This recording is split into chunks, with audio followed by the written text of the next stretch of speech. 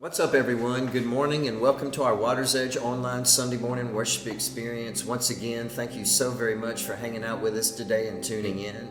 For those of you that continue to like and share these online worship experiences with your circle of influence, or you're inviting people to our in-person services, thank you so very much for doing that. Continue to do that. We have people that are tuning in and showing up from all over the place. Also, for those of you that continue to worship with us through a very sacred and holy way to worship, and that's through giving and generosity, thank you so very much for doing that. Continue to do that. You allow us to help more people, love more people, feed more people, and serve more people, and shelter more people. In fact, because of your giving, we're sheltering people right now. This week it's been freezing every single night, and so we've been having an overnight shelter every single night this week because of you and your generosity for the unhoused community. Thank you so very much for doing that. In fact, we're filming right now from 116 Nutrition downtown, Ryan and Bailey Dickerson's place, because we're sheltering right now at the Water's Edge. So thank you so very much for your love, your giving, your generosity.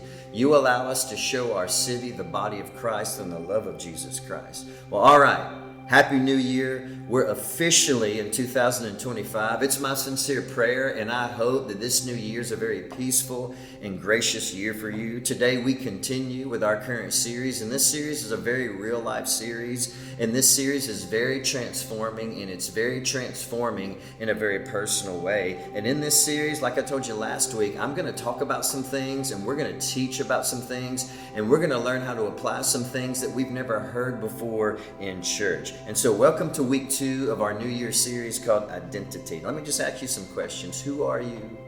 And what is your identity? And when you think about what God sees when God looks at your life, what comes to your mind? Do you think that God sees your weaknesses and your battles and your failures first and only? Many times that's what we think, that when God looks at us, He sees our failures and our weaknesses and our battles first and only. Or have you ever been taught that when God looks at you, He doesn't see a single fault? Have you ever been taught that when God looks at you, He sees a child of God that He loves perfectly, that has been purchased by the blood of His Son on the cross without a single fault? This is what the missionary told the Colossian church, and we pointed this out last week. This is amazing. And notice this today, Colossians 1:22. Yet now He has reconciled you to Himself through the death of Christ in His physical body. As a result, He has brought you into His own presence, and you are holy and blameless as you stand before Him without a single fault. Colossians 1:22. You've been bought, you've been purchased, you've been adopted, you've been paid for. Jesus Christ is holding on to you by the blood and the work of the cross and the resurrection, which will not fail. It will not fail anyone and anything in creation. It will not fail. You have been purchased by God, and you are the perfectly loved creation of God and child of God. And when He sees you without a single fault as you stand before God. Now, this is hard for us to believe because we know ourselves, but it doesn't make the truth less true. You know you, and I know me. And we know how broken we could be, but it doesn't make the truth less true. And so again, this is our main thought that we introduced last week. And this is the big main idea that this entire series over the next few weeks is going to be based around. This is who you are no matter what. This is who you are at your weakest and at your strongest. This is who you are when you're full of faith and when you're full of fear. This is who you are when you're full of hope and when you're full of guilt. This is your new identity, and remember this today. Your new identity is that you are the unconditionally loved creation of God, child of God, no matter what. But like we talked about last week, if you want to know that truth, if you want to live in that freedom, if you want to live that identity, then you have to, and remember this, if you're still with me, say I'm still with you, see it, believe it, accept it, and walk in it. It's not just the truth that sets you free, but if you want to experience that freedom and live in that freedom and claim your new identity in Jesus, then you have to see it, believe it, accept it, and walk in it. And you have to understand something else too. We all have these heavy chains in our life, and many times they feel like a burden, and they feel so real. Those chains of guilt and excuses are strong, and they feel real. Those chains of sadness and anguish are strong, and they feel real. Those chains of unhealthy patterns and habits and shame are strong, and they feel real. But those chains are connected to absolutely nothing. You're free whether you know it or not, whether you see it or not, or whether you realize it or not. Those chains are connected to nothing. You have a new identity and a new freedom. So see it, believe it, claim it, accept it, and walk in it. And when you do, when you understand that you are loved perfectly and unconditionally, what this does is it creates a foundation in your life of security, love, and acceptance. And when you have a foundation in your life of security, love, and acceptance, then you're free and able and driven to learn and grow and get back up again, to fail and grow and get back up again, to overcome and grow and get back up again. And we just keep building our inner endurance and our inner resilience and our inner peace. Now, we need to do some deep and dedicated seeking today, because I want us to look at and answer some very encouraging and thought-provoking questions. And these questions will put us right in front of the mirror, right in the front of the mirror, so we can see those areas in our life that the perfect love of God needs to transform and can transform. God's love can change our life. What we need to do is see it, believe it, accept it, and walk in it. Also, remember something else, and this one amazing truth is just so powerful for our personal life. Again, look at the book of Colossians chapter 1, verse 16. For through him, God created everything in the heavenly realms and on earth. He made the things we can see and the things we can't see, such as thrones, kingdoms, rulers, and authorities in the unseen world. Everything was created through him and for him.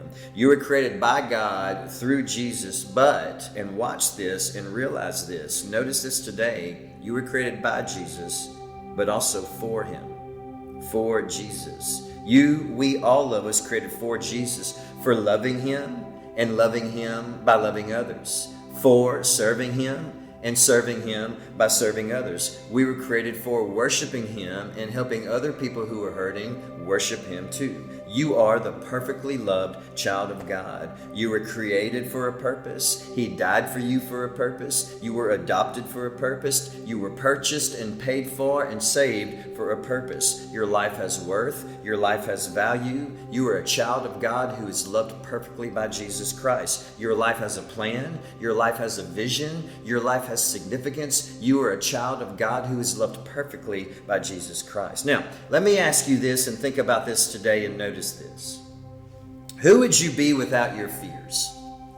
What type of person, what type of disciple, what type of lover of Jesus would you be today without your fears? What would you try to overcome and conquer if you put your fears in the back door? What would you try to defeat and succeed at in your personal life without your fears holding you down? What would you try to eliminate or erase or start over or let go of without those fears in your life holding you down? But right now, your fear is holding you back from taking that step. Daniel in the Old Testament was a mighty leader, but first he had to face the fears of the lion's den and the furnace of fire that King Nebuchadnezzar threw him in. And after he faced his fears, he became a mighty leader. Who would you be without your fears today?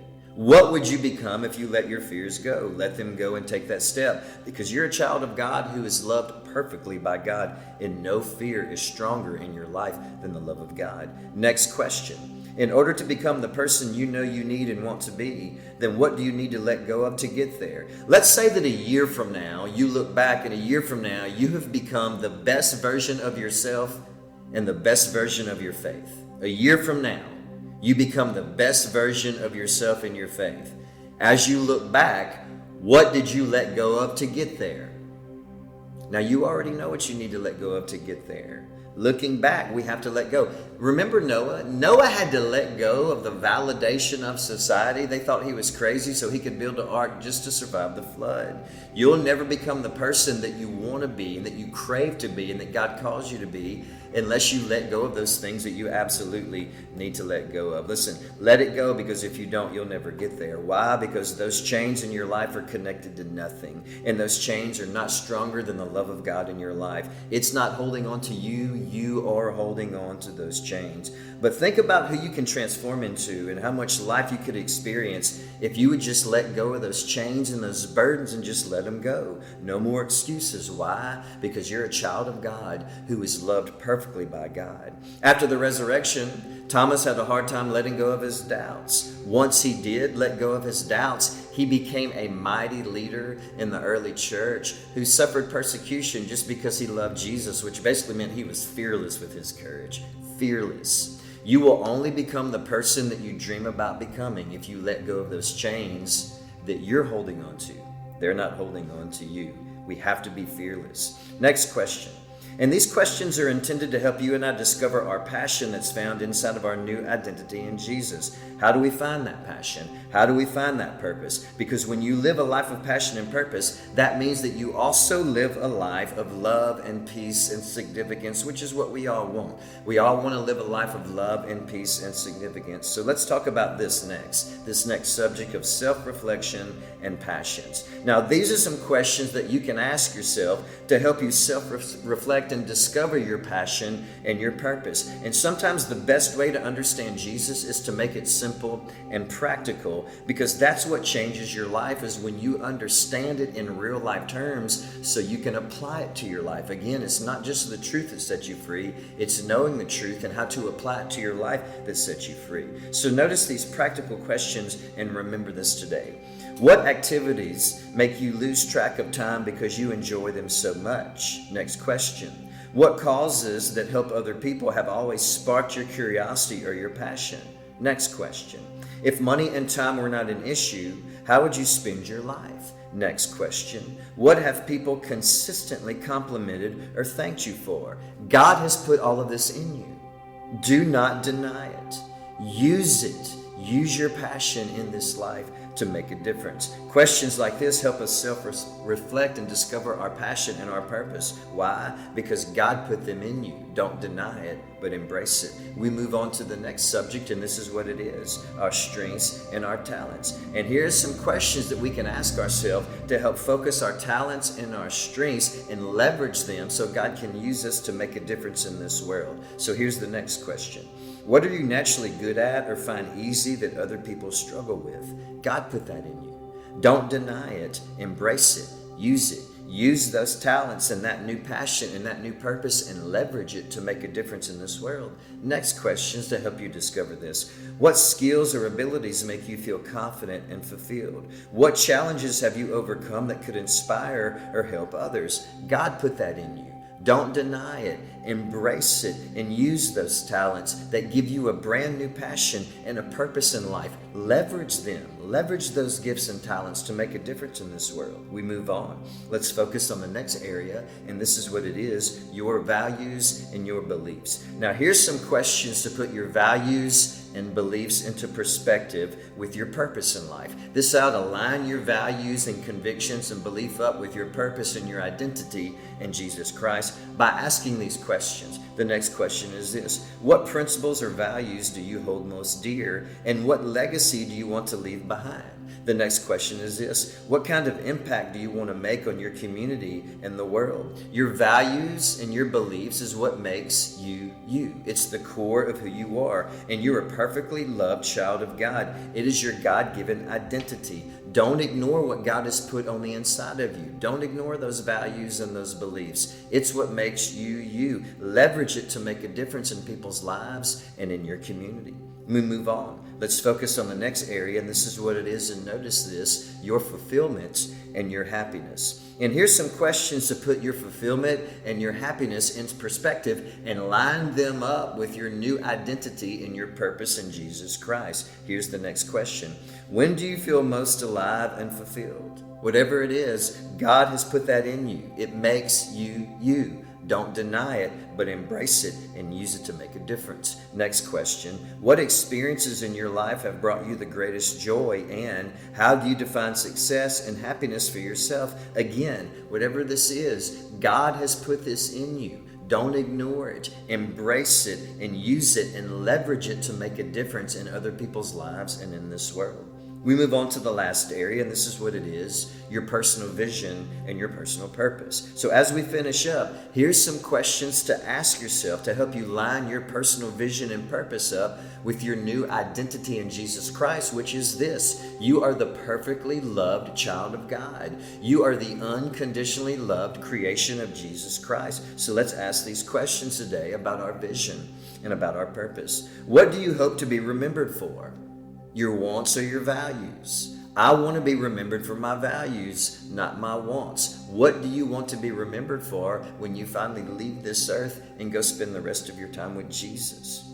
How do you want to contribute to the lives of others, and what kind of problems do you feel called to solve? This would be your passion. Once you learn to line these answers up with your identity in Jesus, then you can leverage them to make a difference in this world and loving other people with the love of Jesus Christ. And that's when you finally find and live out your vision in this life. Who are you?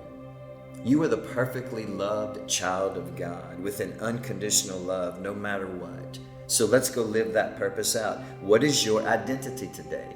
You are the unconditionally loved creation of God, no matter what. So let's go live a life of purpose and excitement and fulfillment. And when you think about how God sees you, what comes to your mind?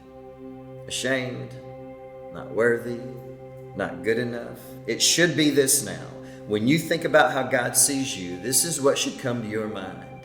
Loved, a child of God, purchased, paid for, without a single fault, someone he will never let go of, someone he will never leave, someone he will never forsake, someone that he can use in this world. He has put on the inside of you dreams and hopes, strengths, talents, abilities, vision, purpose, passions. Use those. Don't deny those. Embrace those and leverage them to make a difference in this world. You are the perfectly loved, unconditionally loved child of God no matter what. So because of that, let's go live a life of purpose, excitement, faith, and fulfillment as we let go of those chains that are connected to nothing. The chains of guilt and shame in our past has all been washed away. You're brand new with a brand new identity. If you want to experience that and live in it, then claim it for yourself. Believe it for yourself. Believe that Jesus did that for you and that he loves you that much. See yourself as a child of God that is loved perfectly, and that's when the chains break. Thank you so very much for hanging out with us today and tuning in. Now continue to stay tuned in for an amazing time of worship with the amazing Water's Edge worship team. We cannot wait to see you back next week, and we love you all.